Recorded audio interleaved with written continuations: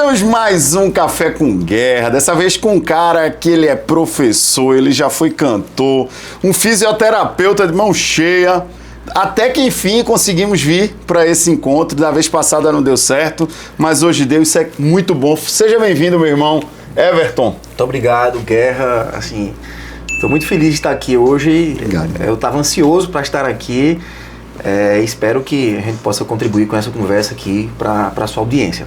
Vai sim, com certeza, para nossa audiência. E olha, eu lembro de você quando você ainda estava nos palcos, né? Como foi essa guinada aí, Everton? Para quem está nos assistindo, quem é Everton Lima? Explica aí. Tu é parente de Edson Lima? Não, Everton Lima nasceu em Serra Talhada. Depois que o Jani Everton Murado de Lima já tinha vivido aqui há alguns anos. Everton Lima é uma abreviação do nome Jani Everton. Poxa, Jani Everton não é tão comercial assim, né? Não. Digamos assim. E aí, essa abreviação foi uma sugestão de alguém que eu não lembro. Nós estávamos em um show e alguém me sugeriu.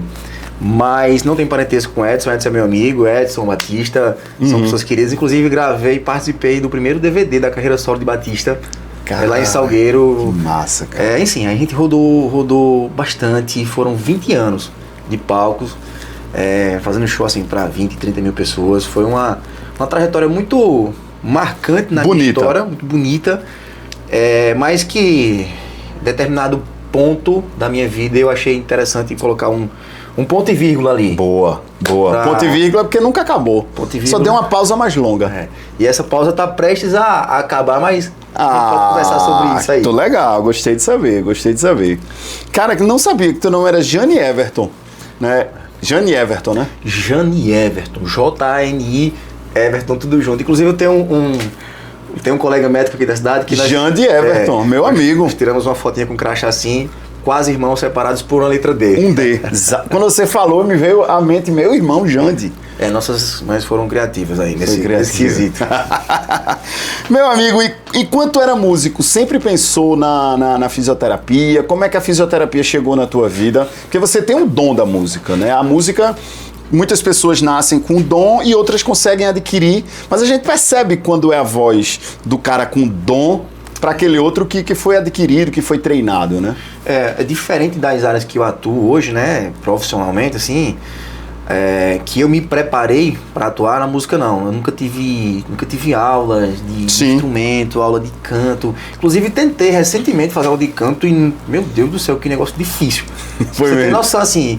E eu cantava, quando cantava razoavelmente bem, mas sem preparo técnico. Mas eu acredito no dom, realmente foi recebido, apesar de também ser uma coisa treinável. Não sei cantar, não nasci com dom, mas é treinável também, e se aprende, é uma coisa que se aprende. Sim.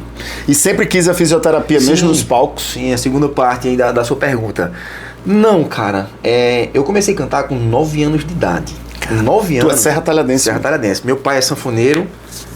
A mãe do meu pai, minha avó, foi quem ensinou ele a tocar sanfona, que ela também dava uns acordes na sanfona, Dona Mariquinha, lá de São Bento, depois da Água Branca, nosso quarto distrito aqui. Que coisa depois boa. Vamos lá pra você comer quero. Comer uma bolinha de carne, que é a tradição Bom, lá. eu gosto. Lá em Água Branca. Seu pai é sanfoneiro, desculpa, já fui lá no terreiro de Jaime Flor? Já, rapaz, já. Né, na beira Na beira do Jazi. Das águas, né? Vamos lá.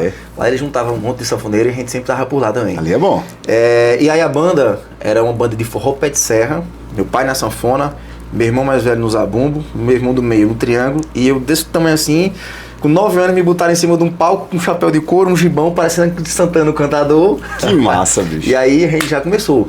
Eu não tive aquele preparo de vai num barzinho, aniversário pra pouquinha gente, já me jogaram em cima de um palco e fomos embora. Cara, antes dessa banda, meu pai... 9 anos, 10 anos, tu já cara, desenrolado. 9 anos, tinha que ser. Claro. A gente já, enfim, sempre foi correria. Sim. Meus pais tinham um bar, a gente, criança com 6, 7 anos, não tinha com quem ficar, ficava lá no bar, acabava ajudando. Sempre foi correria. Tivemos ali a infância, como toda criança tem, mas a gente sempre teve a experiência... Não foi nada fácil. A gente sempre teve a experiência ali de como é que tinha que ter responsabilidade, essas coisas assim. Antes dessa banda do meu pai, ele tocava numa banda das antigas aqui, cara, dos anos 90, banda Sabor Morango, que era de Wilson dos Correios, o saudoso Wilson. Enfim, alguém aí vai lembrar da banda Morango de Wilson.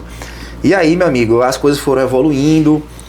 O meu irmão, que era Zabumbeiro passou a ser contrabaixista, o Triângulo passou a ser baterista, e aí foi que começou essa formação que nós tivemos até os últimos dias da banda, né? Uhum. E aí, meu amigo, durante todo esse tempo, eu nunca parei de estudar, velho. Em 2010, eu terminei meu ensino médio, do primeira série ao terceiro ano, lá no Antônio de Motta, lá no Alto, a gente sempre morou lá no Alto do Bom Jesus, né? Hoje a gente tá mais pra cá, mas sempre foi pra lá. E aí, cara, era no terceiro ano de ensino médio e um curso técnico de administração, lá no antigo centro tecnológico. Massa. Terminou a administração, emendei em outros cursos, não me identifiquei, mas já saí, mas aí já emendei em segurança do trabalho, que é um curso que, através desse, eu comecei a pensar em fisioterapia, aquela parte da saúde ocupacional, 2015, 2016. Por isso que você tem tanta essa sensibilidade. Pois é, cara. E aí, segurança do trabalho, terminei, oportunidade, arrumei uma vaguinha na UAST, parti o UAST. Tinha feito a administração técnica, achei bacaninha, fui para administração, a graduação, o bacharel, aí eu não me identifiquei.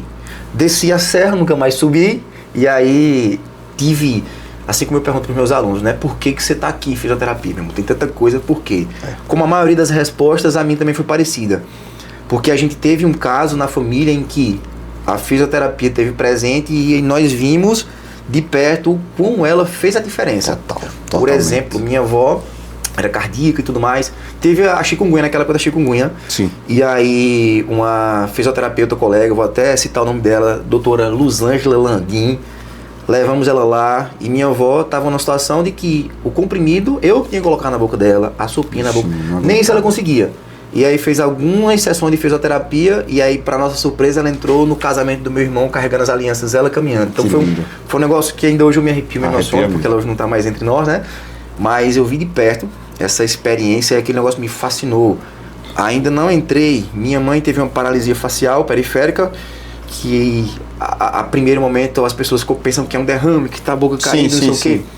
E aí ela muito tristinha, questão de vaidade, mulher pesa muito. Claro. Fomos para uma clínica de fisioterapia, e aí a fisioterapeuta fazia a sessão, em casa tu precisa fazer isso. Me ensinou para fazer de forma intuitiva. Aí opa! E aí ela tristinha, e eu de uma forma de incentivar ela. Se em 30 dias o seu rosto não tiver 100%, não sei nem o que eu apostei. Se tiver, você me paga uma pizza com ela. Com 28 dias eu tava comendo uma pizzazinha na pizzaria. E aí, meu irmão, eu fiquei maluco por esse negócio. Entrei aí, achei a oportunidade. Enquanto aqui também fiz outra formação técnica de radiologia. Enfim, cara, eu gosto muito de estudar, cara. Gosto muito, porque o conhecimento ele vai sempre se mexendo. Liberta. Se ficar parado, eu vou ficar para trás. Sim. Eu tenho essa preocupação, essa ansiedade. Sim. Eu não sei se é bom ou se é ruim, mas ela é minha e eu também não solto, não. Bom. E aí eu fiquei por aí, cara. Você acha que a sua sensibilidade na música agrega valor na aplicação técnica da fisioterapia? Sim, eu acho que sim, porque artista, de modo geral, ele tem uma sensibilidade um pouco mais aguçada. Claro. Ele é mais sensível por natureza, né? E aí entenda a sensibilidade no que diz respeito a sentir um pouco mais. Sim. E aí, quando você... Poxa, eu sempre falo que ninguém chega no meu consultório lá, raramente, para sentar e tomar um café comigo. Alguém chega lá porque tem um problema. E aí esse problema que a pessoa me traz, ela espera em mim que eu resolva. Claro. E aí, muitas vezes, é muito comum na saúde, essa rotina de sempre repetir o mais do mesmo, a gente acaba ficando no automático. E só que a pessoa, eu no automático atendo X pessoas por dia, mas aquela pessoa a primeira vez, talvez a única vez dela ali na minha frente. Então ela precisa o meu máximo. Então essa sensibilidade me faz enxergar um pouco mais, não o ombro, não o joelho, não o coluna, mas uma pessoa que está com um problema ali que eu preciso entregar o meu melhor para ela. Eu tenho certeza disso que eu lhe vejo, né, no seu trato.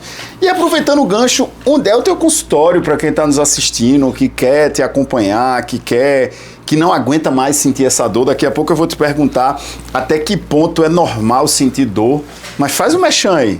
Nossa clínica Interfísio, você pode acessar aí a localização no Maps, no Instagram da nossa clínica Interfísio, até nas minhas redes sociais. Fica na rua Mário Lira, ponto de referência que eu sempre uso, Serra Coco, Rei dos Fogos, ali pertinho do rodeio.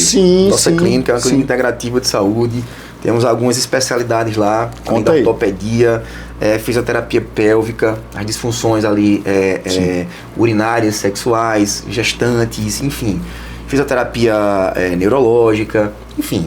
Chegou lá com algum tipo de problema motor, a questão física, a gente ajuda lá. Muito bom, muito bom. Everton, e quando a gente fala em fisioterapia traumato-ortopédica e desportiva, é um nome difícil danado, né? Não é, cara? Por que o povo bota esse nome tão difícil, hein? Eu chamo de gourmetizar, pra ficar rentável. Eu tava dando aula ontem. Chique. Fica chique e aí a pessoa paga achando bom. Eu sempre costumo, assim, no meu trato, eu gosto muito de ser simplista. Eu também. Eu atendo muita gente assim, um pouco mais humilde, mais velho, da zona rural. Eu gosto da conversa simples. E a gente sabe que o dialeto do povo mais antigo da zona rural é diferente. É diferente e eu gosto demais. Eu adoro. Entendi agora se vir uma senhorinha da zona rural. Sabe o que eu gosto? Quando a gente vai lá. Porque tem um docinho de leite. O trato é diferente. Tem um cuscuzinho. E não é esses cuscuz que a gente come aqui do pacote que vende na feira, não. É o milho que ele plantou, que ele moeu. É diferente. É diferente. É diferente. E eu deitei aí de papo pra riba, embora pra baixo. Eu gosto dessa interação. É fantástico. E aí a traumato-ortopedia pro matuto ouvir é o quê? Cara, traumato-ortopedia são todas as desordens, as doenças, os problemas que afetam músculos, ossos, as articulações, as juntas e os ligamentos. Tudo aquilo que envolve o aparelho locomotor, o seu corpo físico de forma mais externa, digamos assim.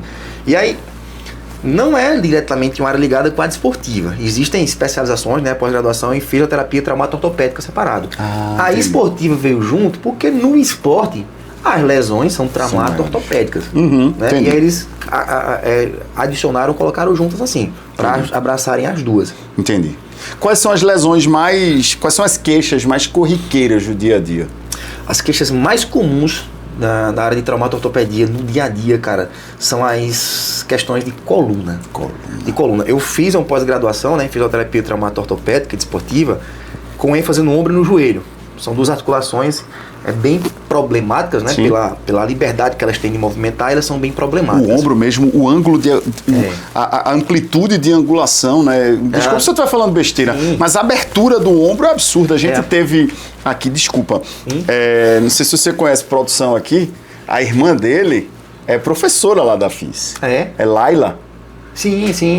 Não é? E nós estávamos com uma dificuldade aqui numa análise lá do decreto 3048, um decreto lá de questão de direito previdenciário. E aí eu botei para todo mundo estudar lá um negócio, eu só sei que daqui a pouco produção, eu chamo de produção, né?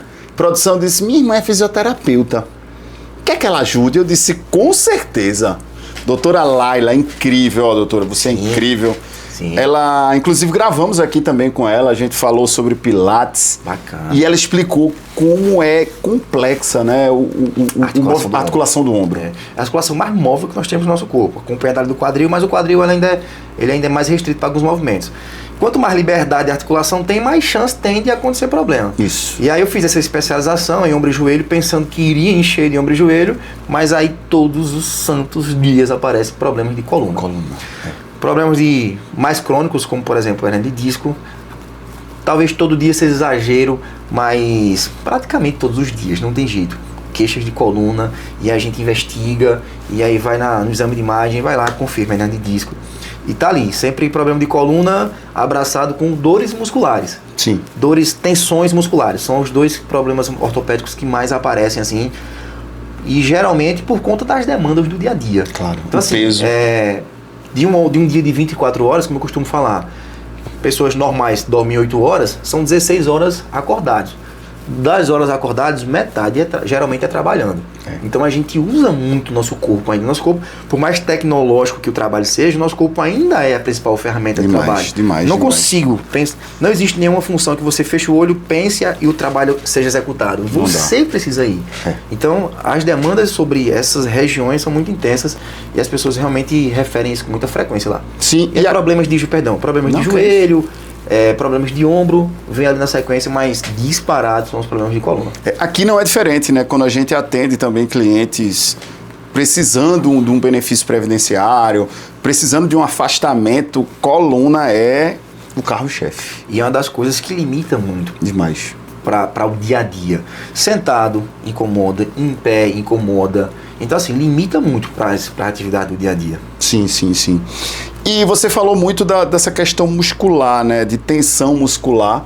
Aí onde entra aqueles estralos que tu faz, que eu adoro ver teu Instagram, né? Principalmente porque antigamente tu fazia mais, hoje em dia não faz mais tanto não, né? Mais ou menos. Mas antigamente fazia mais, pegava o microfone e deixava aqui pertinho aí. Eu disse, uma vez eu até falei contigo, rapaz, eu queria fazer um negócio desse. Tá convidado. Obrigado. É que a gente tem até medo de se desmontar. É uma das dúvidas muito frequentes. Dói? Não dói. Tenho medo? É sossegado, é bem tranquilo. A gente adota uma série de padrões de segurança. Claro, ali é uma técnica profissional. Seja seguro. Mas para essas questões de tensão muscular, a gente vai lá e posta, né, os estalos, que é o que o povo gosta de ver, inclusive, abrindo parênteses, as pessoas gostam de ouvir porque acham relaxante, satisfatório. Esses dias um cara me parou na academia e disse que coloca o som dos estalos para dormir, meu irmão. Diga aí. E aí, algumas terapias acabam promovendo um relaxamento dessa musculatura. É tensão muscular. É uma das coisas que são mais frequentes, mas que são tranquilas, fáceis de resolver. Sim. Existem terapias manuais, instrumentais, com agulhas, etc., que promovem o relaxamento, e esses ajustes articulares que a gente faz, eles promovem uma resposta fisiológica do corpo ali que vai responder com um certo relaxamento. Entendi.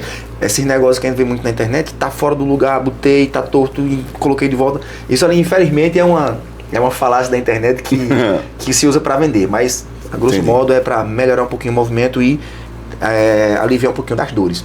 Você acha que o brasileiro normalizou a dor? Sem dúvida. Tem uma estatística antiga que eu não me recordo a fonte, mas era mais de 80% da população brasileira acha normal conviver com dor. Isso não é normal, né? Dor não é normal. Eu sempre converso com meus pacientes, cara, assim, eu reservo 1h e 20 numa consulta, porque eu preciso conversar com o paciente que chega lá, para explicar. Fiz questão de colocar uma televisão aqui do meu lado, para poder mostrar ele, para ele entender o que é que ele tem. A professor, dor, né? O professor é diferente. O professor tem esse pantinho, Eu gosto de fazer isso também. O professor e mostrar aqui, ó, isso aqui, ó, é isso. E faz diferença, Guerra. Total. Faz diferença para adesão do paciente no tratamento. Claro. Para ele entender o que ele tem e na cabeça dele fazer sentido o que eu vou pedir para ele fazer. Sim. E além do que é um direito dele saber o que é que ele tem. Ele está me pagando para isso. Claro, também. claro. É uma questão ainda que nós profissionais de saúde precisamos melhorar, que é essa entrega de informação para o nosso... A escuta, né? Exatamente, nosso paciente. E eu sempre falo para eles, veja, tu trabalha fazendo isso, tu faz isso no dia a dia, é esperado que você sinta essa dor, mas normal não é. Entendi. É esperado frente ao tanto de trabalho que você está fazendo. Então é esperado que a dor apareça, mas normal não é. A dor é teu corpo chamando a tua atenção. Bicho, dá uma olhada para cá, que aqui tem alguma coisa que não tá normal. Sim. Dor não é normal, por menor que seja, não é normal. Como é que você tá, Guerra? Tô bem, meu irmão, só tô com dorzinha aqui, então não tá bem, bicho. Não tá bem. Procura ver essa dor aí. A gente tende a negligenciar, a dor tá aqui, a dor vai ficando assim. Quando a gente vai atrás, aí já tá em um caso bem mais difícil. Eu sou fã da fisioterapia, eu sou fã. Porque a gente vê relatos aqui, por exemplo, de, sei lá, um cliente que caiu de moto e a gente deu entrada no benefício, né? Ele ficou encostado, como diz o Matuto, no tratamento, e ele veio para cá todo travado, não conseguia nem andar, e depois de 2, 3 meses já é outra pessoa. É outra pessoa. Isso é incrível, é incrível. E assim, é uma profissão que as pessoas ainda olham com um pouco de preconceito, não é? Sim. Assim, historicamente nós temos ali algumas profissões de saúde que são mais antigas e estão mais firmadas na sociedade, digamos assim. Sim. Nossos colegas médicos, por exemplo, são profissionais de extrema assim, habilidade, capacidade, sim, inclusive atendo vários médicos lá na nossa clínica. E as pessoas, os pacientes, eles tendem a ter uma escuta mais confiante do, sim, colega médico. Mas isso vem se diminuindo por conta do trabalho que vai sendo entregue pelos fisioterapeutas. Claro. As pessoas estão sentindo a necessidade. Antigamente não era uma realidade, mas hoje é uma realidade bem firme do fisioterapeuta ser o profissional de primeiro contato. Sim. As pessoas procurarem primeiro. Antigamente precisava Ir pro médico. Médico para fazer esse caminho para cá. Mas, enfim, isso não acontece. Hoje, inclusive, o caminho reverso é feito. Inclusive, indiquei essa semana, ó, precisa passar no médico tal, para fazer isso aqui. Esse caminho de volta. Interdisciplinaridade, ela é interessante. E ela pode ser feita por qualquer profissional. Mas aí, à medida em que o trabalho vai sendo entregue com qualidade, as pessoas vão olhando e vendo a importância. E essa valorização, ela vai crescendo e ela depende muito do próprio fisioterapeuta. Demais. E a escuta, tudo começa com a escuta com o cliente. E eu vejo o cuidado que você tem na escuta, na atenção, nessa sensibilidade de oferecer o melhor. E não é apenas uma prestação de serviço, é o amor pela profissão que você tem, né? Cara, e assim, talvez diferente de outras áreas, a gente passa um tempo com o paciente ali. A gente passa uma temporada com ele. Para muitos problemas a gente não consegue em um encontro, 2 encontros resolver aquele problema. São coisas mais crônicas que precisam de um tempo. E a gente acaba criando essa relação um pouco mais de afeto, né? De fato, com os pacientes. E precisa. É errado? Não, meu irmão. Não é errado, cara. Eu tô lidando com uma pessoa ali, cara. Verdade. Bicho, diz aí uma pessoa que você ama muito. Meus filhos, pronto, minha esposa. Irmão, é o amor de alguém que eu tô cuidando ali, bicho. Não dá pra entregar pouca coisa, não, cara. É verdade. Tem alguém esperando essa pessoa chegar bem em casa. É verdade. Então, assim, é um resultado muito grande que eu encaro essa responsabilidade com muito carinho, com muita entrega de verdade, cara. Qual foi o caso que ficou marcado na tua história? Bicho. Deve ter vários, né? Mas, assim, um especificamente. Pode ser na época da graduação, da especialização. Não, na nossa própria clínica, cara. Tem vários casos em que realmente eles marcam. Recentemente, inclusive, uma senhora aqui de Serra, ela fez uma cirurgia no joelho. E aí a cirurgia, a indicação faz a cirurgia para daqui a um tempo a gente colocar uma prótese. E aí ela ficou assim, arrasada. E eu, calma, vamos tentar essa alternativa. E aí nós passamos uns 5 meses tratando. E aí, cara, correndo, pulando, andando de bicicleta, 100% funcional. E aí o paciente vem com as lágrimas para você. E aí ele diz que recebia essa mensagem de que acendeu de novo a vontade de viver, porque o tanto de dor que eu vivia não me dava mais motivo para ser feliz e essas coisas. O povo reclama de dor, né? E aí, cara, receber essa mensagem assim de que devolvi a alegria, o entusiasmo, a vontade de viver por uma coisa que simplesmente eu fui treinado para fazer. Só que é gratificante. É gratificante, cara. E a gente ainda ganha dinheiro por isso. Diga aí. É bom demais, né? Dirá a consequência. Total. Meu irmão, é prazeroso. No meu caso, a gente recebe aqui 1 litro de feijão, abóbora, melancia, galinha, eu já recebi uma promessa que hoje eu vou ganhar um pãozinho, mais tarde vão me entregar aí na faculdade. Recebi a promessa. Mas chega lá, uma coisinha de vez em quando. Infelizmente eu não atendo tantas pessoas da zona rural, mas esses presentes que são mais característicos lá eu tenho recebido pouco. Uma garrafa de manteiga, um queijinho. Manteiga de gado. Preciso dar mais com você. Vamos embora. Nesses lugares aí. Everton, quando uma lesão ortopédica começa a comprometer a capacidade da pessoa para trabalhar? Isso é muito particular. Não existe um nível, um grau da própria doença específica. A partir daqui ela começa a afetar. É muito individual. O sintoma ele é muito particular. Voltando para o caso de hernia de disco, por exemplo, em imagens a gente vê o tamanho da hernia de disco. Tem gente com hernia de disco bem pequenininha que chega lá ruim, não consegue andar, anda em bloco, travadão como a gente chama, ou anda empenado pro lado assim, num negócio que chama lateral shift, e uma hernia bem pequenininha. E tem gente que chega lá com hernia deste tamanho assim, o cara chega bom. Então é muito particular o sintoma, ele é bem pessoal. Então quando é que ele começa a limitar? Aí de fato é a percepção da própria pessoa, do próprio paciente. Cara, eu não consigo, vamos definir. Quando você tem uma amplitude que é normal, meu braço ele precisa vir até aqui, ó, acima da cabeça, numa amplitude que a gente chama de 180 graus. É bom, se isso está restrito, está diminuído, já passou a comprometer. Sim. Suponhamos que é uma senhora dona de casa que precisa estender roupa no varal para fazer esse movimento. Se esse movimento está comprometido, isso já afeta as atividades de vida diária dela. Sim. Então, a partir do momento em que esse problema fez com que você deixou de fazer ou atrapalhou você a fazer as suas coisas do dia a dia, já está disfuncional. Total.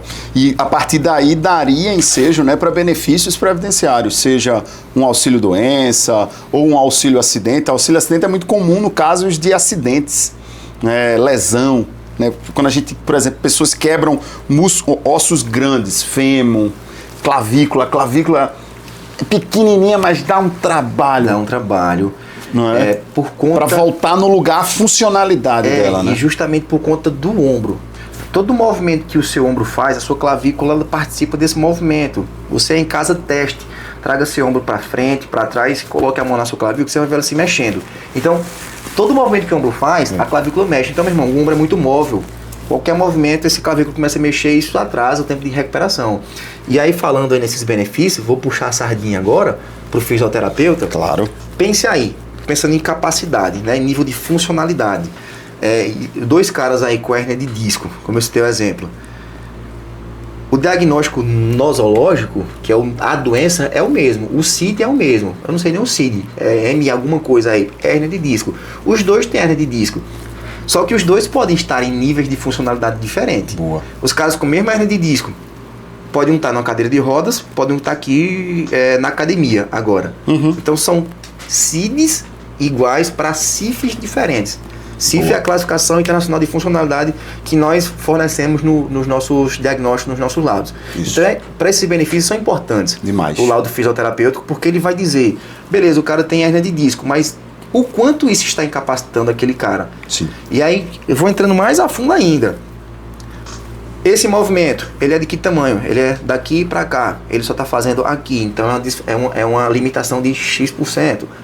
De que forma isso impacta no trabalho dele? Assim, assado. Perfeito. É importante. É Demais. importante. Você que está aí do outro lado, importante não, é fundamental. Vai, continua. Você que está, deixa eu fazer agora o O corte. Você que está aí do outro lado, Bença, você tem um problema de saúde, ortopédico, motor.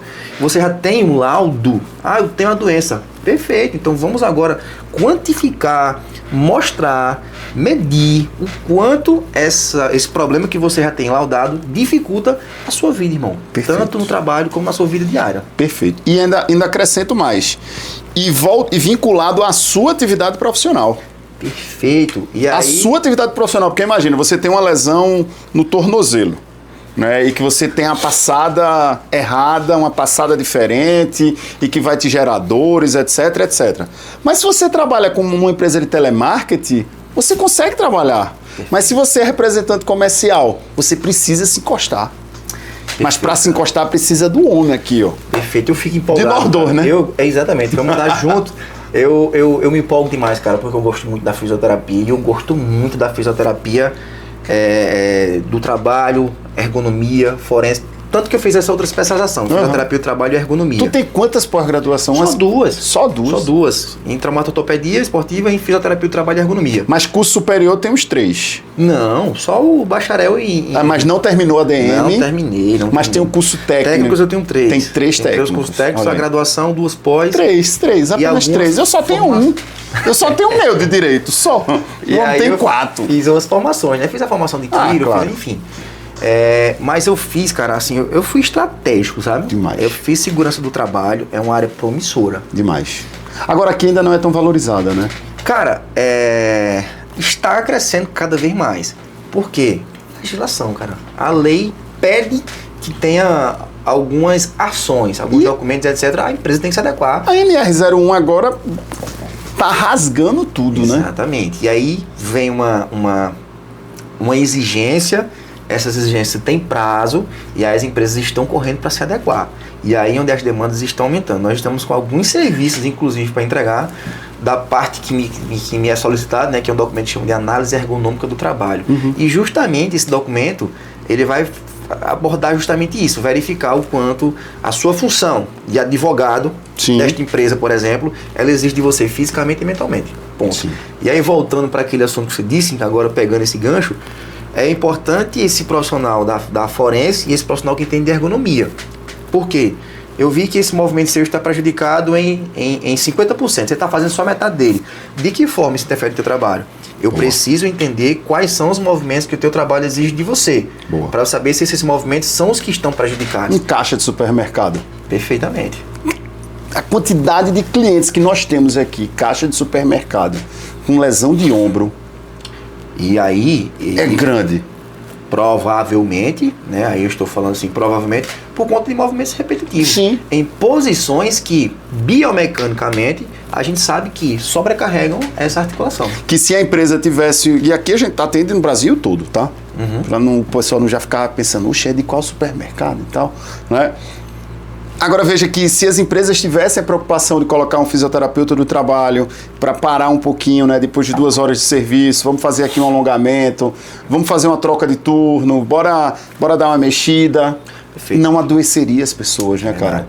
E vou mais a fundo, se as empresas tiverem, muitas empresas estão se adequando, de fato, mas se todas as empresas tivessem assim, uma gestão de saúde ocupacional, as coisas seriam diferentes. Total. Tanto que a NR1, veja, uma das coisas que a NR1 ela agora reforçou a exigência é a avaliação dos fatores de risco psicossociais. Sim. Mas na NR17 já está lá há muitos anos, cara, há décadas. Entendi. Está lá no 17.1. Essa norma visa avaliar as condições psicofisiológicas dos colaboradores, sim. mentais e físicas, já está lá. Como o nível de aí você tem mais propriedade para falar do que eu, os índices de doenças mentais relacionadas ao trabalho foi aumentando, burnout, por exemplo, Sim. e aí essa exigência passou a ser martelada para que as empresas se adequassem. Sim, demais. Recentemente nós tivemos uma gravação aqui com a doutora Natália, psicóloga, a gente falou da NR01. A gente vai arrumar treta, né? Essa avaliação dos fatores de risco psicossociais, agora exigida mais uma vez para a NR1. Muitas pessoas têm dúvida se é só o psicólogo que pode fazer, e não é, cara. É um profissional da ergonomia. E aí eu explico por quê. Quem é o profissional da ergonomia? Mostra lá. Fisioterapeuta, que é especialista em ergonomia, qualquer profissional da saúde que faz uma especialização em ergonomia. E aí, por que outro profissional, além do psicólogo, além do pessoal da psicologia, pode fazer? Porque ele não avalia o indivíduo, ele avalia a função. Exato. Por exemplo, vamos lá, para o caixa de supermercado. Independente de quem for a pessoa, os riscos que estão naquela função são os mesmos. Claro. Independente de quem seja a pessoa. Então, nós avaliamos os fatores de risco que aquela função oferece para aquele funcionário. Se o funcionário adoecer de alguma questão mental, aí de fato ele precisa de um profissional da psicologia. Claro. Mas avaliar os perigos daquela função é para o profissional da ergonomia. Claro, e o profissional da ergonomia também tem, eu acho que tem tudo a ver com o técnico de segurança do trabalho, que, por exemplo, vai fazer aquelas classificações. Perfeito. Que fizeram até lá na faculdade, né, na universidade que a gente dá aula, né? Cada sala tem os níveis de... Um mapa de risco aqui. Mapa de risco, os níveis de classificação de cada Exato. local, né? São profissionais que andam juntos, né? O técnico de segurança, nós fisioterapeutas precisamos estar assim com o técnico de segurança para que essas informações elas andem juntas. No caso ali do exemplo, um mapa de risco, ele mostrando quais são os riscos que tem naquele ambiente. Existe uma tabela de riscos, os riscos ambientais, risco físico, biológico, químico, ergonômico e de acidentes. Então todas as funções, elas podem apresentar mais de um desses riscos aí. Sim. Perfeito? Por exemplo, precisa entender o que é um risco ergonômico. São aqueles riscos que demandam da sua questão física. Trabalho sentado por muito tempo, trabalho que carrega peso por muito Biblioteca. tempo. Enfim, trabalhos que fazem com que você ou mantenha a postura inadequada, ou exigem demais da sua estrutura física, ou que exigem movimentos repetitivos, certo? E aí são informações que o técnico de segurança do trabalho, o fisioterapeuta do trabalho, o enfermeiro do trabalho, o médico do trabalho, o engenheiro do trabalho, são informações que esse pessoal compartilha para que eles trabalhem juntos para fazer a gestão de saúde ocupacional e proteger o funcionário, cara. Sim. Essa é a função. É fazer com que você trabalhe, meu irmão, ali 30 anos sem você ter problemas. Bom. É tão bom quando a gente pega uma empresa que tem essa preocupação, né? E você não precisa nem ir muito longe para você enxergar e ver essas ações das empresas. Vai em algum desses supermercados grandes que nós temos aqui. Você vai ver um operador de caixa. Você vai ver que hora ele está sentado, hora ele está em pé. Onde é que está dizendo isso? NR17. O trabalho que pudesse ser revezado, trabalho sentado em pé, ele precisa ser feito assim. Você vai ver que hora essas esteiras mecânicas não estão ali por acaso. O anexo 1 da NR17 pede para ter essa esteira mecânica para evitar que o caixa faça isso. Movimentos repetitivos. Você vê que o caixa está aqui, daqui a pouco sai, vem um para poder ele descansar. A NR17 pede isso. Boa. Então você vai em empresas maiores assim, você consegue identificar essas questões. Você vê quantas essas questões são importantes. E na cabeça de muitos empresários ainda isso é um custo. mas é investimento, cara. Total. E gera lucro. E gera lucro, porque o funcionário rende mais. Total. Faz esse raciocínio, esse exercício aqui comigo. Pegue o seu carro, aí você bota ele aqui na BR-232 e você bota ele na estrada, sei lá, pega uma estrada de terra dessa qualquer. Você acha que vai performar melhor aonde, seu carro? Na BR. Claro. Irmão, vamos fazer uma corrida agora aqui, vamos fazer os 5 km. Você vai de sapato social, eu vou de tênis, bem fofinho. Quem vai performar melhor? Muito. Então por que ainda existe gente que pensa que seu colaborador vai performar bem em condições ruins? É investimento. É uma incoerência, assim, é uma cabeça pequena. Aqui em Serra Talhada, por exemplo, tem uma empresa que eu tenho orgulho de dizer, que inclusive é de um amigo meu, e que a gente escuta por várias pessoas, eu acho que você já deve ter escutado também, que tem um ambiente de trabalho extremamente agradável, que tem uma preocupação com o seu colaborador, com o seu funcionário. Já escutou isso em alguma empresa aqui? Já, de algumas. Por exemplo, a empresa que eu sempre escuto é a ABS. Ela tem uma gestão lá de saúde ocupacional. Tem uma gestão de saúde ocupacional. A gente, inclusive, nós já fizemos alguns trabalhos juntos por lá também. Eles se preocupam com isso. E quando nós estivemos lá, a gente ouvia dos funcionários, eu ouvi dos funcionários. Cara, que bacana, a empresa se preocupa comigo. Exatamente. Isso é importante. Isso os funcionários se sentem valorizados e isso ele com certeza vai entregar mais. Não recebo nada da ABS, viu, Toninho? Mas se quiser fazer Poderíamos receber. Poderíamos, né? Os ruins a gente não fala, claro que a gente não quer processo. Exatamente. Mas os ruins tem um bocado. Né? Empresas, por exemplo, que tem vezes que, sei lá, você vê 10, 15 colaboradores tudo em burnout em casa, tem alguma coisa errada. Tem alguma coisa errada. Galera com ansiedade, tem alguma coisa errada. Muita gente adoecendo da Muita gente adoecendo da coisa, tem coisa errada aí. Não é? Existem ferramentas que a gente consegue mapear essas questões. Eu aplico um questionário, existe um questionário que chama questionário nórdico musculoesquelético, que ele visa mapear algumas queixas. Eu vou lá no setor financeiro de tal empresa. Ó, nesse setor aqui, 80% das pessoas disseram que sente dor no pescoço. Não é coincidência, meu irmão. A gente precisa entender onde é o que pode estar causando essa dor no pescoço. A posição do monitor, a cadeira. Enfim, a gente consegue mapear com alguns questionários se existe sobrecarga mental, sobrecarga física. O que a NR17 pede para as empresas terem é a análise ergonômica do trabalho, que ela avalia isso e sugere as medidas que vão minimizar esses perigos.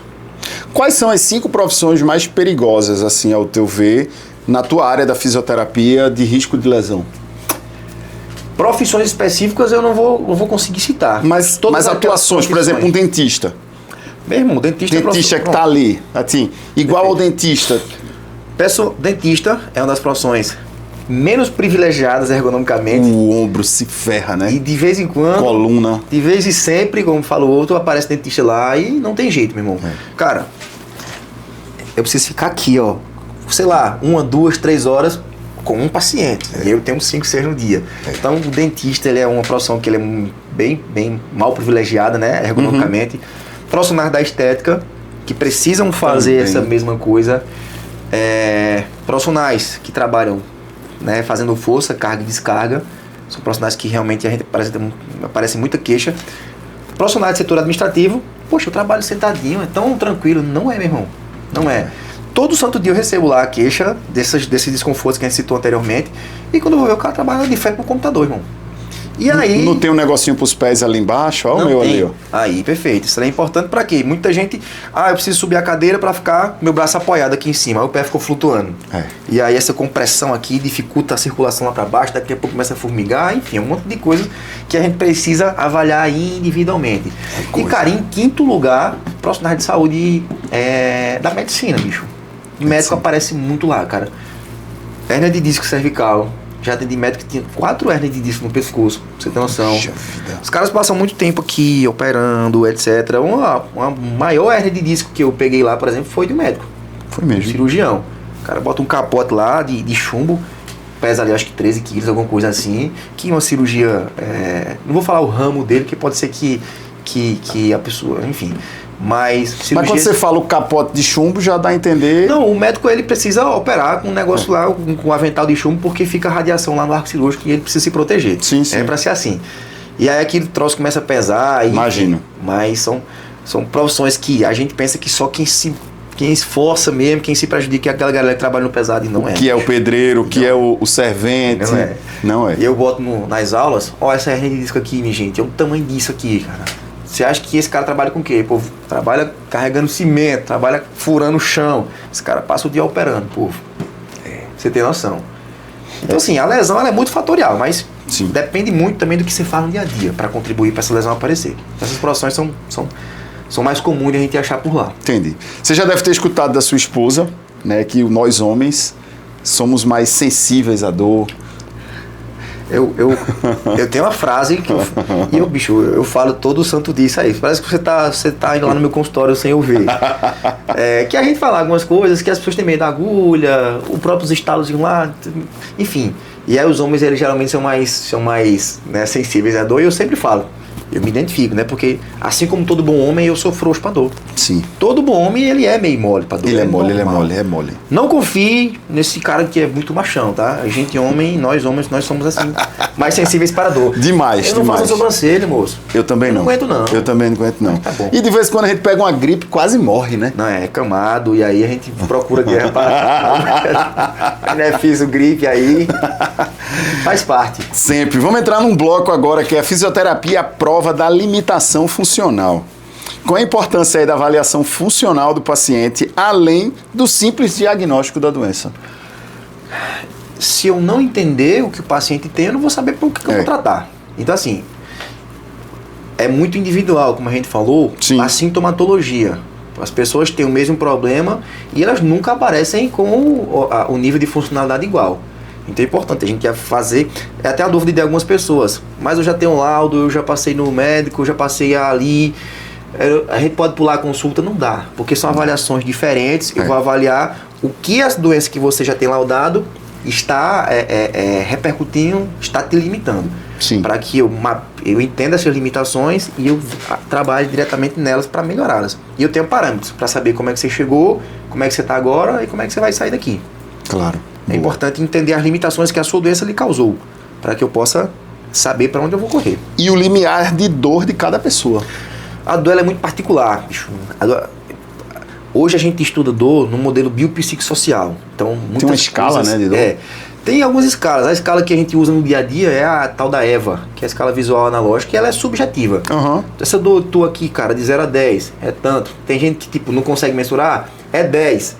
E se eu apertar, então subiu de 10, então não era 10, então é meio subjetivo. Existem aparelhos mais modernos, algômetro, se eu não me engano o nome, que inclusive... Como é o nome? Acho que se eu não me engano é algômetro, posso estar não conheço, falando bobagem aqui, mas enfim, alguém me corrige aí depois. Que inclusive aqui na clínica de fisioterapia da FES nós temos esse aparelho que ele consegue mensurar assim, com mais precisão a dor. Mas ela é muito particular, cara, muitas coisas interferem na dor, o seu estado de humor interfere na dor. O seu nível de atenção que você dá para a dor, ela aumenta a sua dor. Nosso cérebro é muito naquilo que a gente dá atenção. Por exemplo, provavelmente você não deve estar sentindo sua camisa agora no seu ombro, mas agora você tá, porque eu falei, você está sentindo a gola. Você estava lá na cultura agora há pouco. Você veio para cá, você deve ter passado por, sei lá, 10 Corollas. Mas você não viu nenhum. Se você pensar em Corolla e você for para lá agora, você vê 20. Porque você deu mais atenção, você fica mais perceptivo aquilo. Sim, a dor também é parecido. Entendi. Mesma dor que você tá aqui, você tá tranquilo, de boa. Essa mesma dor amanhã, você tá mais estressado, mais tenso, mais agoniado no trabalho, ela vai ser diferente. Então, ela além de ser pessoal, na própria pessoa, ela pode modificar dependendo de várias coisas, cara. Do nível de atenção que você dá ela, do seu estado de espírito, enfim. Muitas coisas. Bom, não sabia desses detalhes. Você falou da clínica escola, você atende também lá na clínica? Não, na clínica escola tem professores das disciplinas sim. que aí orientam os alunos nos atendimentos para que eles tenham experiências nas disciplinas específicas que estão lá. Entendi. Eu pergunto porque eu mando muita gente para aquela clínica também, escola. cara. Eu também. Mando. Hoje eu falei na rádio. Vão lá na clínica escola, que é boa. Olha, tem a da Nassau e tem a da FIS. Vão lá nas duas. Estrutura muito boa, cara. Demais. E é um preço extremamente acessível. É um preço simbólico para manutenção do espaço. Só. Né? Porque assim, a estrutura que se tem ali é muito maior do que muitas clínicas que nós temos aqui. Do que a minha própria clínica, pelo menos aqui a clínica escola da FIS. É uma estrutura muito, muito, muito grande. E eu encaminho as pessoas para lá. Eu atendo muita gente de graça.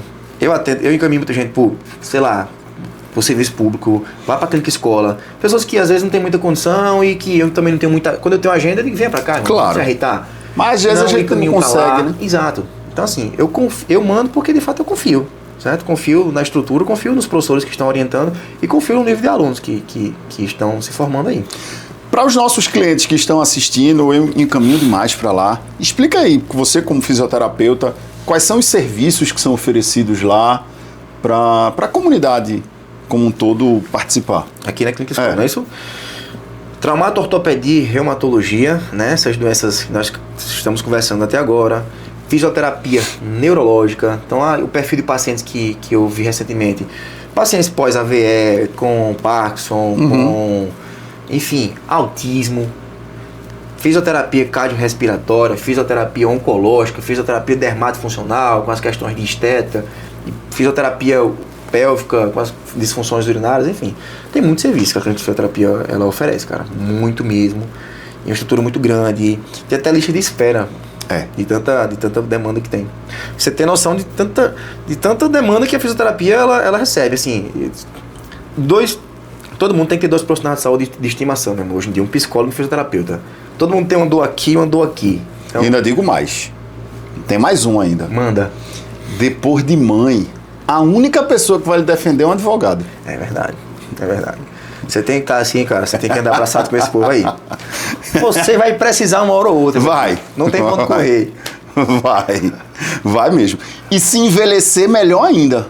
Porque todo mundo quer envelhecer. É verdade. E o processo de envelhecimento, ele é normal, né? A redução da massa muscular, o enrijecimento, né, das articulações. É normal. É um processo fisiológico, um processo normal. É uma via que todo mundo tende a passar. E que todo mundo quer passar. Eu quero passar. Todos nós, né? Qual é o segredo para não ter artrose, meu amigo? Morrer com 30 anos. É mesmo? Todo mundo vai ter. O que é uma artrose, minha gente? É o desgaste das articulações. Seu joelho, ele fica dobrando e esticando todo santo dia, o dia todo, durante 90 anos. Ele vai desgastar. É normal. Massa muscular começa a diminuir, um negócio que chama de sarcopenia. É normal perder massa muscular. Você consegue atrasar isso quando você se exercita, faz atividade física de força, academia, por exemplo. Do seu osso, ele vai começar a perder massa também, vai começar a ficar poroso, igual aquela bucha lá de cerca que a mãe da gente dava banho na gente, fica todo vazado. O osso vai ficar daquele jeito. Isso é o que chama de osteopenia. Quando fica mais grave, é o que chama de osteoporose. Sim. É um processo normal, todo mundo vai chegar nesse processo. E aí, como você chega lá é que é importante. Demais. O que você fez durante toda a sua vida vai determinar como você vai estar quando esse momento chegar. Perfeito. Tem pessoas que têm os 80 aninhos, tem sarcopenia, tem osteoporose, tem artrose e consegue viver super bem. E tem essas pessoas na mesma idade, com esse mesmo perfil, que já não estão tão bem assim. Aí a gente volta para alimentação, obesidade, álcool, fumo, atividade física. O estilo de vida ele determina muito como é que será o nosso futuro, cara. Mas olha, uma pergunta idiota, para mim que não sou da área. Imagina. Que hoje é moda correr, né? Todo mundo é corredor e tal, corredor de rua, todo mundo, tal, não sei o quê. Aí eu vou correr 20, 30, 40 quilômetros. Meu irmão, eu acho que é desumano, eu acho que o corpo não aguenta tanto, né? A gente conversa também com frequência lá com os nossos pacientes. A gente atende com nossos pacientes lá também, a gente atende muitos atletas amadores. Por isso que eu falei que é uma pergunta idiota, para quem não é da área. Não, é uma pergunta muito pertinente, muito atual. A demanda, hoje em dia, a adesão às pessoas à atividade física, ela aumentou muito. Isso é bom. É ótimo. A academia hoje você pode escolher qualquer uma e ir que você não vai achar nenhuma vaga. Tudo lotado. Cheio. Corrida, esses dias fizeram arrastão aqui, a rua tava cheia de gente correndo. Foi. Beach tênis, agora é outra moda, enfim. Isso é bom, isso é positivo. A geração Z parece que ela está mais saudável. Não é a nossa geração que passava a noite numa farra. Exatamente. Tu tem quantos anos? 33. Eu ainda sou mais velho, eu tô com 40. Eu já fui mais novo também, né? Mas aí existe uma linha muito tênue na atividade física e alta performance. Academia, por exemplo, musculação, né? Eu fiz um exercício que chama leg press, que ele se senta e empurra o peso para cima. Eu fiz 400 quilos esses dias. Não é normal. Não. Seu joelho não foi feito para botar uma barra nas costas e você ficar de cócoras com 100 quilos nas costas. É pesado, então existe uma linha claro. muito tênue entre alta performance e treinamento. Claro. Alta performance e saúde não se comunicam. Sim. Correr 40 km não é saudável, meu amigo. Pegue ali, por exemplo, a aparência de um corredor maratonista de 40 km. Seco. Olhe o rosto dele, envelhecido. Chupado. Envelhecido. Além de seco, é envelhecido. É. Pele desgastada, aspecto de gente velho mesmo. É. Porque o exercício físico vigoroso, intenso, em alta performance, ele cobra. Por que o jogador de futebol se aposenta com 30 anos, irmão? É porque é exigente demais. Tem alguma modalidade esportiva que tem algum atleta de 60 anos, 70? Não tem, cara. Não conheço. Tem, porque a alta performance, ela não comunica com saúde. Então você que está aí, tá fazendo alguma atividade física de sua preferência, continue e busque sempre manter-se ali ativo e saudável. Alta performance, treinar pesado, correr a maratona, é ruim? Não, irmão. Se é o que você quer, vamos embora. Tente controlar os efeitos daquilo. E com cautela. E com cautela. Tem dia essa semana, uma menina que foi hoje para um campeonato, representando a seleção pernambucana no beach tênis. Nossa. Irmã, vá lá, entregue o máximo, se esbagace. Quando chegar aqui, a gente resolve. Sim. Então, é alta performance, vai, joga duro, e quando voltar, a gente vai tentando controlar os efeitos colaterais daquilo. CrossFit seria o esporte preferido dos fisioterapeutas? Até aquele negócio, polêmica. Eu conversei com isso um monte, né, com um paciente nosso lá. Cara, o CrossFit ele é uma modalidade esportiva muito bacana. Ele exige muito de você. Condicionamento físico, né, condicionamento cardiorrespiratório. Vários grupos musculares ao mesmo tempo. Vários grupos musculares ao mesmo tempo. Ele é mais funcional, digamos assim, né?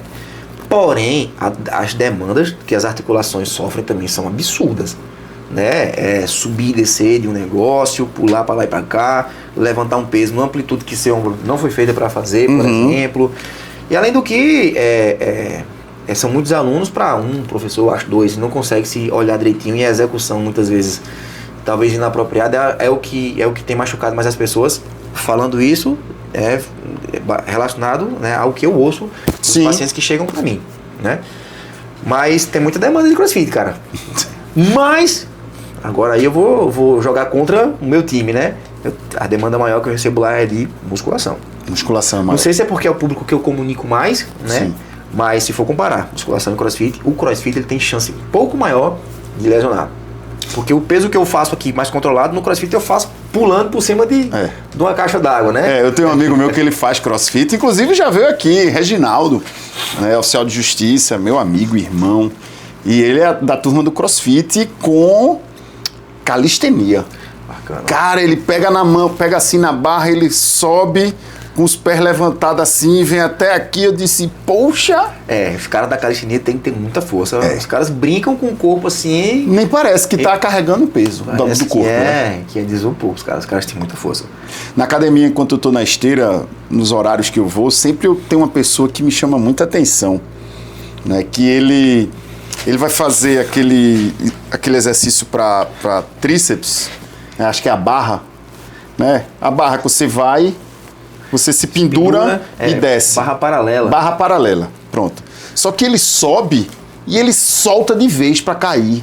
Eu disse, meu irmão, esse cara vai machucar o ombro. Eu fico olhando assim, o meu ombro dói só de ver ele soltando o peso e indo.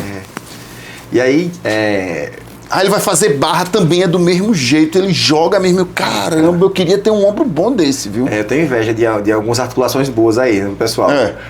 Mas a imperícia de muitos praticantes é o que geralmente faz a lesão, cara. Esse exercício é um exercício que, por exemplo, eu não recomendo. E aí vai polêmica mais uma vez aqui. Eu converso muito com o pessoal da musculação, porque é uma você galera que eu entende comunico muito. E você entende muito e de aí músculo, né? eu dou aula de cinesiologia biomecânica, que é de fato a disciplina que entende o exercício. Inclusive na graduação e na pós, que a gente conversa muito com os alunos sobre isso. E esse exercício, por exemplo, é um exercício que ele faz com que sua articulação do ombro vá numa posição que é o dobro do limite. Seu ombro tem que vir até aqui, numa angulação de 45 graus. Ela vai até aqui. E ele joga até lá. Ou seja, é um estresse muito grande, é uma exposição desnecessária. Que não precisa. Vai machucar? Machucou o cara lá? Não. O cara tá pulando em cima. Tá pulando. Pode machucar? Pode. Você está correndo um risco desnecessário. Demais, demais, né? O meu ombro, eu já sinto a dor no ombro só de olhar ele fazendo. E olha, eu não tenho lesão no ombro, graças a Deus. Não tenho lesão, não tenho hérnia de disco. Espero durante muito tempo não ter. Mas quando eu tinha 17 anos, eu fazia jiu-jitsu, né, com meu primo irmão Chico. E aí uma vez eu fui dar um golpe nele brincando, meu amigo, ele deu um armlock em mim, que até hoje esse ombro meu não é igual ao outro. Até hoje não é. Eu não sinto dor, eu não sinto nada. Agora, por exemplo, eu vou treinar peito, eu aqueço o manguito lá bem. Bonitinho. Eu vou treinar ombro, eu aqueço bastante antes, bem devagarzinho, bem leve, para a musculatura entender que vai precisar ali. Mas ele sofreu um estresse. Mas sofreu que até hoje... Que ele se lembra desse armlock aí. Tá doido, Deus me livre. São esportes que, assim, são perigosos, cara. Porque, enfim, faz parte, bicho, da arte marcial. E a arte marcial é carinhoso com o seu oponente, né? Não, carinhoso é outras coisas, né? Como é que tá o tempo aí, produção? Falta 20 minutos. 20 minutos. Boa, então 40 minutos.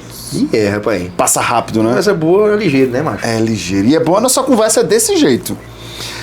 Doutor Everton, um bloco aqui, a importância dos documentos, né? Para você como um fisioterapeuta forense, com toda essa tua atuação, como professor. O que o paciente normalmente erra quando precisa demonstrar a gravidade do seu quadro? Exames, cara. Exames de imagem, por exemplo. Exames complementares. Chega na consulta, fiz uma ressonância. E cadê essa ressonância, moço? Quero dar uma olhada, eu preciso ver. Mas tem um laudo aqui. Tem vários profissionais que ficam com laudo, mas eu prefiro olhar a imagem para poder ter noção daquela lesão. Mas não sei se é esse tipo de documento que você me perguntou. Sim. Mas os pacientes eles pegam muito, esquecer os documentos que vão contribuir para juntar com aquela informação que ele está me dizendo. Perfeito. E assim, aqui não é diferente também. O paciente chega com o exame, eu boto aqui do lado, vamos conversar, vamos conversar, me conta essa história dessa dor, me conta o seu problema aí, eu quero entender, para que quando eu vá para o exame eu vá estando ali a par da história, para poder ir direcionado ali. Eu nunca imaginei, mas como advogado a gente tem que aprender um pouquinho, viu, a ler esses documentos, a ler esses exames. Hoje tem um tal de ChatGPT que é bom, uma delícia. Ajuda bastante. Ajuda e use com sabedoria. Claro. Mas de vez em quando eu chego para meu cunhado e disse, ô cunhado, chega aqui, me ajuda aqui. Isso aqui, como é? São nomes difíceis, né? É um nome difícil da gota. De novo, é para deixar o negócio mais florado. Mais florado. É um abaulamento que toca a face ventral do saco dural. E eu costumo traduzir isso aqui para os pacientes, para eles entenderem o que é. Claro. Uma pergunta bem legal agora, viu? Como professor universitário, o que é que você busca ensinar aos seus alunos, além da técnica? Entender que você não trata um ombro, você não trata uma coluna, você não trata um joelho, você trata uma pessoa. Você trata uma pessoa, a pessoa ela é uma unidade, não é um membro separado. Sim. Ensinar, ensinar não, é mostrar aquilo que eu faço que eu entendo que vem agregando na vida das pessoas e que vem dando certo para mim. Que é cuidar das pessoas. O profissional de saúde ele é formado para cuidar de gente. Ele não pode ser tão técnico assim, tão tecnicista, de aplicador de técnica e ponto. Ou só querer dinheiro. E aí é um tiro no pé. Ensino pensando no cara profissional. E pensando no aluno, eu tento ensinar ele o senso de compromisso, de responsabilidade. Eu vejo tantos alunos, caras, que viajam de longe. Os caras saem de casa...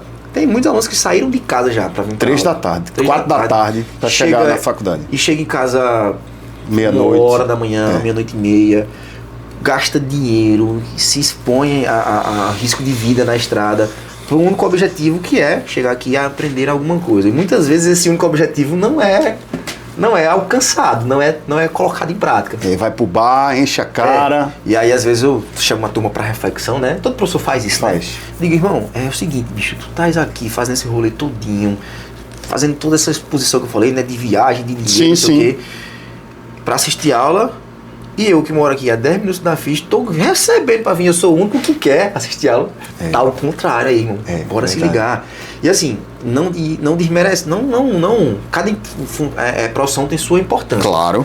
Se você, Guerra, num processo, você cometeu uma falha, Pode acontecer o seu cliente perder a causa, Verdade. deixar de ganhar aquele benefício. Verdade. Enfim, um contador errar um cálculo vai dar um prejuízo a alguém. Sim. Meu irmão, se um profissional de saúde, que a gente roda nos cursos de saúde inteiro, por exemplo, bicho, tu, fisioterapeuta na UTI, tu é quem coloca, ajusta os parâmetros do ventilador mecânico, que o cara tá lá entubado, o que o cara tá recebendo de oxigênio, tudo, quem vai deixar aquele cara vivo é você. Irmão, se tu cometer o erro ali, tu pode matar uma pessoa. Pode matar uma É pessoa. diferente. Demais. Então eu tento colocar esse senso de responsabilidade, assim, na cabeça dos alunos, não para pressionar, mas para entender que é importante, meu irmão. Demais. Cara, é sério, o negócio é sério. Um erro aqui, matei alguém, vai desintegrar uma casa. Total. Total. É sério o negócio. Muito, é muito. sério, não é brincadeira. Qual mensagem você deixaria para quem está convivendo com a dor? Você não precisa conviver com essa dor. Essa dor tá aí para ali tirar sua atenção, para chamar sua atenção, para te atrapalhar no dia a dia. Tu não vai trabalhar bem, tu não vai viver bem, tu vai ficar estressado, tu vai descontar na tua mulher, tu vai descontar em teus filhos, tu vai descontar em todo mundo, sendo que se tu correr atrás, tu vai ver que esse problema é muitíssimo menor do que aquilo que tu imagina que ele fosse. E aí, poxa, tu vai pensar, mas rapaz, como é que eu pude viver esse tempo inteiro nesse desmantelo aqui com dor, sendo que com um ajustezinho que nós fizemos ali, uma passadinha que eu fiz ali para me cuidar, resolveu. Irmão, você não precisa viver com dor. Boa. E onde é que você atende? Fala de novo. Você não precisa viver com dor, cara. Você vai colocar no seu GPS aí, Clínica Interfísio, Rua Magro Lira 210, lá no... ali pertinho do rodeio ali, do Serra Coco. Clínica Interfísio, dá um Google aí, Benção, que tu vai cair lá dentro. Tu vai estar na minha frente aqui, pra gente trocar uma ideia lá e eu te alinhar e balancear. Boa! Everton, adorei, cara, conversar contigo. Meu irmão, conversa muito produtiva, assim, é uma conversa muito boa quando ela acontece entre amigos, entre pessoas que se respeitam, que se gostam. Com certeza. Eu aproveito para dizer aqui para sua audiência, para nossa audiência, o quanto eu lhe admiro como profissional. Obrigado. Eu, enquanto aluno da FIS, eu tive a oportunidade de ver você em sala de aula, em algumas coisas assim. E é tem vários professores que me deram aula na FIS e outros que não me deram, que eu usei para fazer o que a gente chama nos negócios hoje de espelhamento. Ui, Né? obrigado. E se inspirar e adotar assim, alguns padrões que aquela pessoa faz que dão certo, que somam pra mim. Você é um dos caras que são referências, assim, cara, pra mim. Obrigado. Como profissional da educação, como profissional, enfim, como profissional completo que você é, cara. Muito Obrigado. feliz e muito agradecido mesmo de estar aqui Eu com você fico nesse feliz. bate-papo. Espero que nós possamos mais uma vez aí nos encontrar daqui pra frente aí pra conversar mais um pouquinho, cara. Vai, com certeza. E tem projetos novos, né? Mas só no próximo episódio, né? Sim, senhor. Vamos compartilhar aí as informações de um projeto novo aí que vai ser muito, muito importante e vai agregar muito aí para a sua audiência. Sempre. Obrigado, meu irmão. Deus abençoe o senhor Amém. e a todos vocês aí. Esse é Everton Lima, aqui a gente falou de dor, de funcionalidade, de fisioterapia, e tu já sabe, né? Tamo junto. É só o começo.